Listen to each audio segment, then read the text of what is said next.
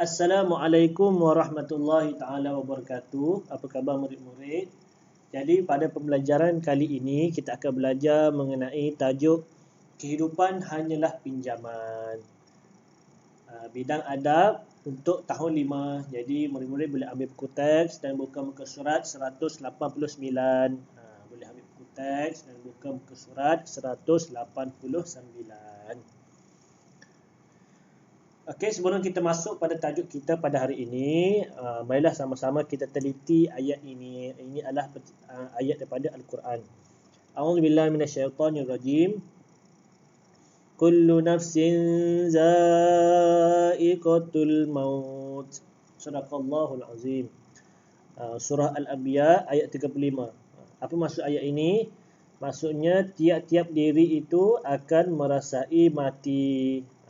Ayat ini membuktikan bahawa setiap yang bernyawa pasti akan merasai mati. Okey, seterusnya. Okey, tengok pada gambar ini. Ini adalah gambar jenazah.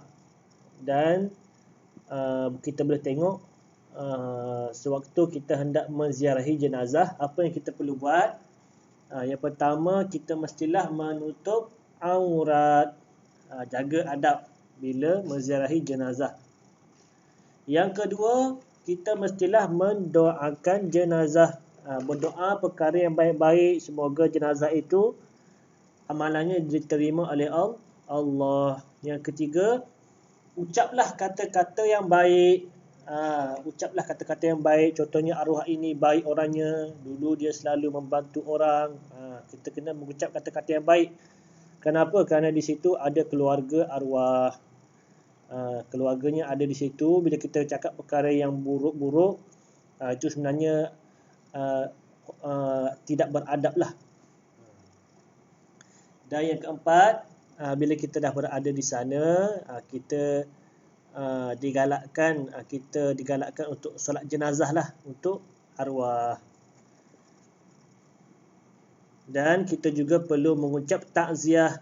Ucaplah takziah kepada keluarga arwah yang masih hidup. Mereka dalam kesedihan, kita perlulah mengucap takziah kepada mereka. Dan terakhir, kita mestilah mengiringi jenazah ke kubur. Barang siapa yang menziarahi jenazah ni, banyak ganjaran yang Allah akan bagi pada mereka. Okey, seterusnya ini adalah gambar kubur. Selepas jenazah seseorang itu mati, selepas selesai pengurusan jenazah, maka dia akan ditanam, jenazah itu akan ditanam di perkuburan Islam. Jadi kita teruskan seterusnya. Adab ketika menziarahi kubur. Ketika kita hendak menziarahi kubur, ada adab-adab dia. Tadi adab menziarahi jenazah. Secara ringkas saja. Ini kita pergi lebih mendalam kepada tajuk kita pada hari ini. Okey, adab menziarahi kubur. Bila kita nak ziarah kubur, pertama kita juga perlu memakai pakaian sopan dan menutup aurat. Sama macam kita ziarah jenazah tadi. Yang kedua apa? Yang kedua, mengucapkan salam kepada penghuni kubur. Kita mestilah mengucapkan salam. Sebenarnya mereka dengar bila kita ucap salam ni. Macam mana ucapan dia? Assalamualaikum ya ahlad diyar minal mu'minin wal muslimin wa ana insyaallah kullahikun. As'alullah lana walakumul afiyah. Kalau kita tak ingat yang ni, kita sebut saja Assalamualaikum ya ahli kubur. Ini yang panjang lah. Tapi kalau tak ingat yang panjang, kita sebut yang pendek saja. Kalau boleh hafal yang panjang, hafal lah. Dan yang ketiga, duduk dengan tenang dan sopan. Duduk dekat kubur yang kita nak ziarah. Duduk dengan sopan, jangan duduk melunjuk, duduk melangkah kubur. Maksudnya keadaan yang tidak sopan. Kita mestilah bersopan ketika berada di kubur. Dan yang keempat, membaca Al-Quran dan mendoakan si mati. Bila kita pergi ke perkuburan, kita digalakkanlah untuk membaca Al-Quran Moga-moga apa yang kita buat, moga-moga amalan baik kita tu diterima oleh Allah untuk si mati. Okey, seterusnya hikmah kita beradab ketika menziarahi jenazah dan kubur. Okey, pertama, memberi keinsafan bahawa semua yang hidup akan mati. Bila kita pergi ziarahi kubur, sebenarnya kita kena sedar bahawa sepanjang kita hidup dan di penghujung perjalanan kita, semuanya akan menuju ke kubur. Di kuburlah kita akan kubur ni adalah perhentian pertama kita lah di alam akhirat. Yang kedua, mengeratkan silaturahim antara satu sama lain. Macam tadi, bila kita mendengar khabar ada saudara kita meninggal dunia, sebab itulah kita mesti ziarah jenazah, ziarah keluarga. Untuk apa? Untuk mengekalkan silaturahim antara kita dengan keluarga dia. Tak adalah bila orang mati je kita tinggalkan dia. Oh, dia dah tak ada. Tak boleh. Kita mestilah tetap membuat hubungan baik dengan keluarga mereka. Dan yang ketiga, mengurangkan kesedihan dan tekanan emosi.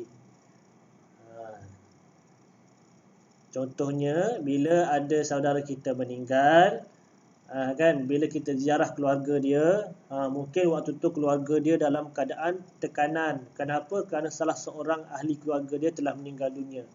Jadi dengan adanya kita menziarahi keluarga tadi, dengan melihat kita mendoakan untuk ahli keluarga dia, tenang tak hati dia? Tenang, gembiranya dia tengok ramai orang datang menziarahi ahli keluarga dia. Itulah kepentingan kita menziarahi jenazah dan kubur.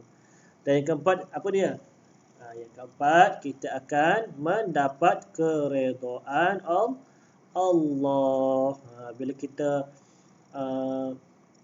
macam Ustaz cakap tadi, banyak ganjaran yang Allah akan beri. Antaranya Allah akan redha kepada kita, mendapat keredaan Allah.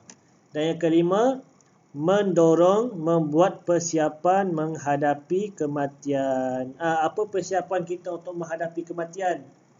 Maksudnya persiapan kita adalah dengan membuat amalan-amalan baik, amalan-amalan yang